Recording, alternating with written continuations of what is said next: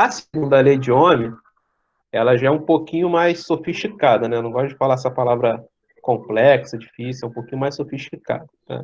Porque é o seguinte, alguém aqui nunca ouviu falar daquele passarinho, daquela pomba rolinha, que é rolinha? Alguém aqui não conhece aquele passarinho? Todo mundo conhece, né?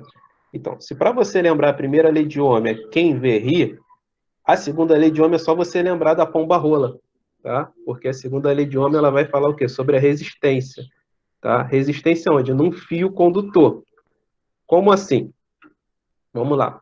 Se eu tenho um fio, eu acho que todo mundo aqui, ou a maioria, já viu um fio pegar fogo, estourar em casa, ou na rua, num poste, tá? Por que que acontece isso?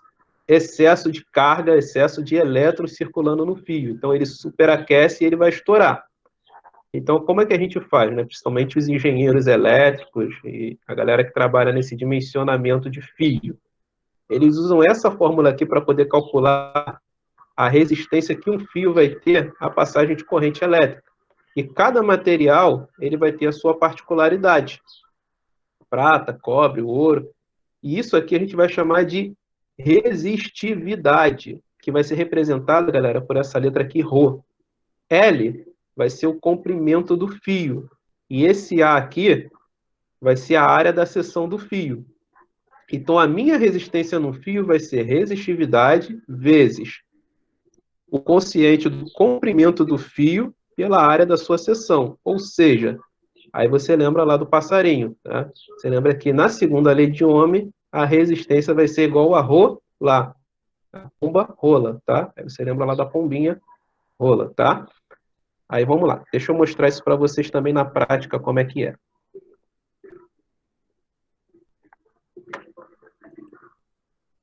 Vamos lá, ó. A resistência é igual a Rho vezes L vezes A. Peraí, tem gente pedindo aqui para entrar. Vamos lá, voltando aqui. Então vamos lá. Por quê? Ó, quando eu aumento a resistividade do fio, olha o que acontece com a resistência. Ela aumenta também. Quando eu aumento o comprimento do fio, a resistência também ela aumenta. E quando eu aumento a área do fio, a resistência diminui, tá? É por isso que quando eu trabalho com tensões muito altas, a minha, a minha área do fio, o meu diâmetro do fio, né, que a gente chama no linguajar técnico de bitola, ela tem que ser mais grossa, né? As meninas aí, elas que usam secador de cabelo, aquela pranchinha, elas já devem ter reparado que o fio desses equipamentos é um fio bem grosso, tá? E às vezes é até ruim de enrolar, né? Esse final de semana mesmo eu fui pegar um secador de cabelo aqui, que eu fiz uma besteira aqui no sofá, aqui, deixei cair um troço aqui, molhou o sofá, aí eu peguei o secador de cabelo para ajudar a secar o sofá. E eu fiquei lá secando, de boa. No final, quando eu tirei da tomada, eu não estou acostumado a usar aquilo, eu esqueci, né, que o fio é bem grosso, ele esquenta. Acabou que eu me queimei na tomada do fio, que estava de tão quente que ela estava. Por quê? Porque a tensão que circula ali é muito alta. É por isso que a área do fio ela tem que ser grande. Por que grande? Para poder diminuir a resistência. Então, quando eu diminuo a resistência, eu provoco o que no fio? Um aquecimento. Só que ele é grosso e ele vai conseguir aguentar isso, tá? Na prática, galera, é mais ou menos assim, ó. Vamos lá. Vamos tentar construir o nosso circuito aqui. Então, a pilha, vou botar mais uma. Duas pilhas, tá bom. Vou botar mais um fio. Vou botar uma lâmpadazinha.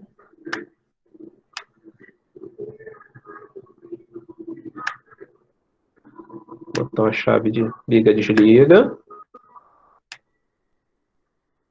Aí vamos fechar o nosso circuito. O que acontece? Ó, não tem eletricidade circulando aqui porque a chave está aberta. Quando eu fecho a chave, ó, a eletricidade começa a circular. Tá reparando que pegou fogo? Por que que pegou fogo? Isso aqui é um curto-circuito, tá? Por que que aconteceu isso? Porque esse circuito aqui, ele não tem nenhuma resistência à passagem da eletricidade. Então, a quantidade de tensão que eu coloquei aqui nesse circuito, ela foi alta para ele e acabou provocando um curto-circuito. Aí, vamos lá. O que que eu vou fazer aqui para evitar esse curto-circuito? Eu tenho que ter a resistência, porque agora eu vou ter o quê? Tensão, corrente e resistência. Aí eu contemplo a lei de Ohm. Aí quando eu fecho o circuito, ó, reparou que não pegou mais fogo. Ele está circulando, né? Só que tem uma falha nessa animação, né? A animação não acende a lâmpada. Então, isso aqui é na prática como é que é. No caderno, como é que eu passaria isso para vocês? Representaria dessa maneira aqui, ó. Ó. Isso aqui é bateria, tensão, tá? Isso aqui resistência elétrica. E a corrente, ela está circulando aqui. Então, quando eu abro o circuito, não tem eletricidade circulando, não tem corrente. Quando eu fecho o circuito, a minha corrente ela começa a fluir pelo circuito, tá?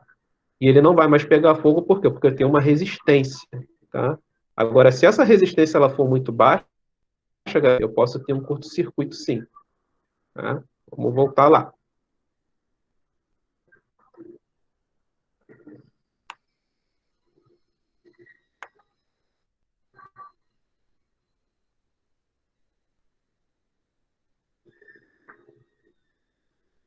Então, aí essa é a segunda lei de Ohm. Aí vamos fazer um exercício aqui dela aqui, ó.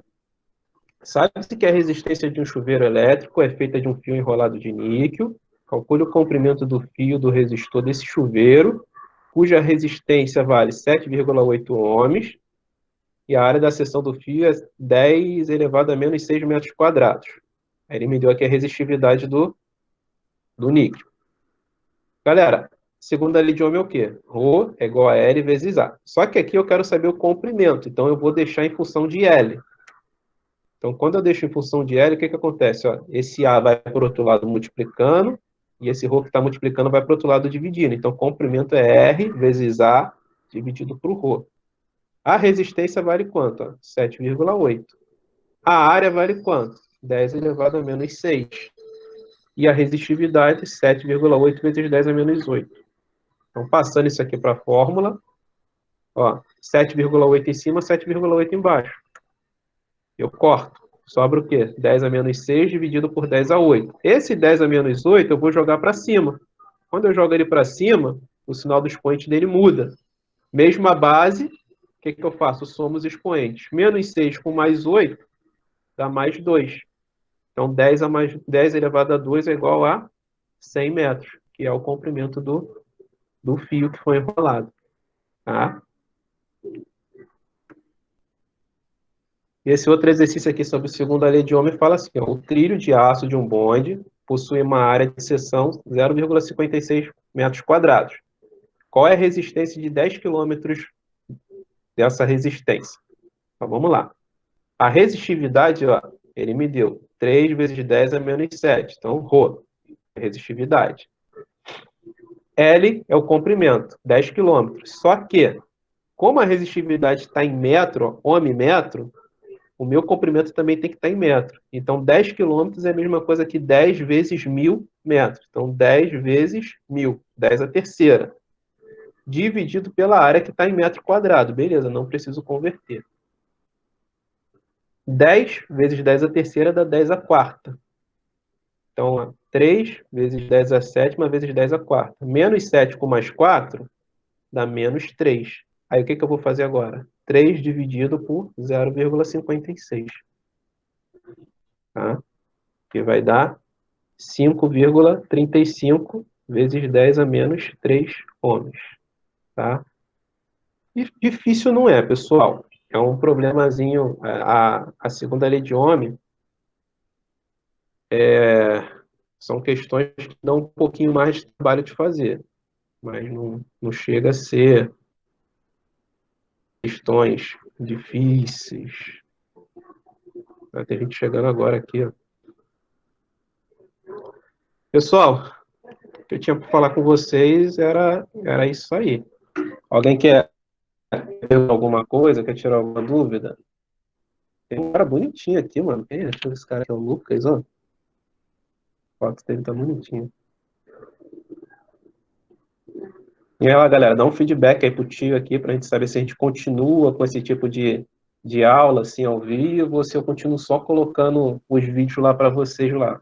Para mim é muito importante isso, gente, porque se vocês não me dão feedback de como é que está sendo, eu vou continuar ir lá na plataforma Ava, sai, seleciono o material, eu fico assim, ninguém está reclamando, tá beleza, né? Mas no fundo, eu sei que o material lá da Ava lá não deve estar atendendo muito bem vocês, porque até mesmo tem aluno que eu sei que não, nem comprou o material ainda, né? Fala contigo aí. Eu acho que assim é bem mais válido e muito mais fácil de entender do que as matérias do Classroom. As matérias não, né? Tipo, passar lá e não, tipo, não explicar. Eu acho que é Sim. muito mais fácil. Pelo menos pra mim. Eu achei bem melhor assim também. É, Porque é intuitivo, o professor tá explicando. fica mais fácil de visualizar, Sim. né? Aí fica mais fácil de entender. Eu também acho. Depois que eu comecei a colocar aqueles vídeos também dos exercícios comentados, galera, facilitou um pouco mais? Sim, sim. Melhor do que eu botar um PDF com ele escrito, né? Vocês preferem que eu continue fazendo assim gravado, então? Sim, é mais fácil. Melhor. Legal, legal. Mais alguma coisa que vocês acham que eu posso fazer para melhorar a vida de vocês?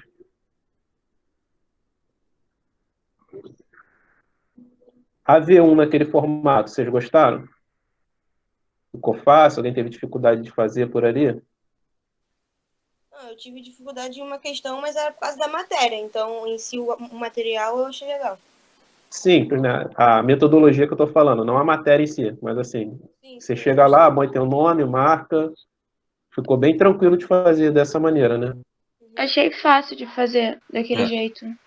Tem que Tá. ficar enviando e tal. Posso manter dessa maneira também, então a gente não sabe até quando vai ficar esse troço, né? Pelo jeito vai demorar um pouquinho ainda.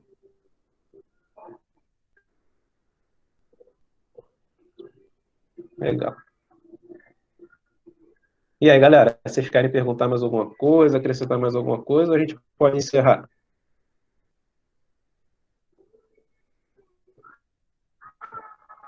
Eu tô com saudade de vocês, hein? Eu nunca pensei que ia falar isso na minha vida, que ia sentir falta de aluno, mas eu tô com saudade de vocês. Até me escondia de aluno quando via na rua, nas férias, praia, então, vira e mexe contra, né? Tá? Eu pedi para a Bruna me adicionar lá no grupo de vocês, tá, pessoal? Por quê? Eu ser bem sincero para vocês, né? Eu devo estar. Eu tenho escolas, eu trabalho em 5 escolas diferentes, então, tem escola que eu trabalho que ela teve que demitir alguns professores, que não está conseguindo pagar, tal, então eu fiquei sozinho com mais de 2.000 alunos. Então, eu nem sempre eu consigo dar uma olhada no Classroom, eu olho de vocês no dia da aula de vocês, assim como eu estou fazendo com todas as escolas. Então, eu tô entrando no grupo do WhatsApp dos alunos, porque se pintar alguma dúvida, você perguntar lá no Classroom, eu vou responder. Só que talvez eu possa responder quando você já não for te atender a essa solicitação. Então, pergunta lá, se eu demorar, me chama lá no WhatsApp, que assim que eu puder, eu dou uma resposta para vocês, tá bom? Tá, já. Tá bom. Beleza, então, gente. Abração aí, beijo para vocês. Se cuidem, hein?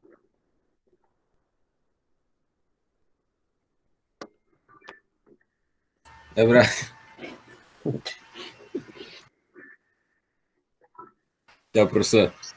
Tchau, tchau, gente. Fica com Deus. Tchau.